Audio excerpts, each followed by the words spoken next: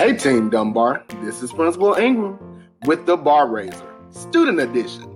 Let's get ready to learn.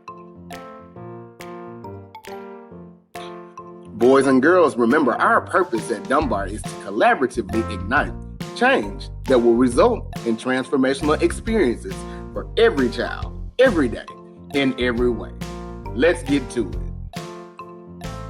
Today's lesson is focused on RL 5.3, where students will be able to compare and contrast two or more characters, settings, or events in a story or drama, and then they'll use specific details from the text to answer questions. As you see, we have a Part A, Part B question, and today, that's what mastery will look like.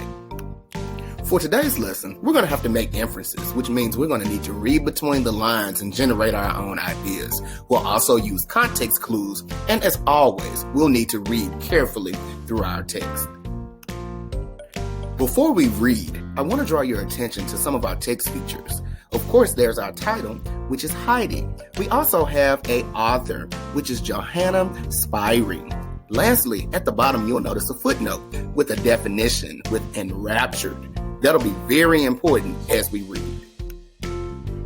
Let's read.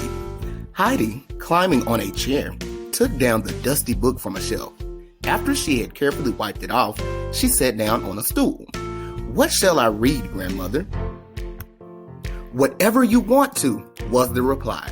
Turning the pages, Heidi found a song about the sun and decided to read that aloud, more and more eagerly as she read, while the grandmother, with folded arms, sat in her chair. When Heidi had repeated the end of the song a number of times, the old woman exclaimed, "Oh, Heidi, everything seems bright to me again, and my heart is light. Thank you, child. You have done me so much good." Heidi looked enraptured at the grandmother's face, which had changed from an old sorrowful expression to a joyous one. Part A of my question asks, how does the grandmother feel when Heidi finishes reading?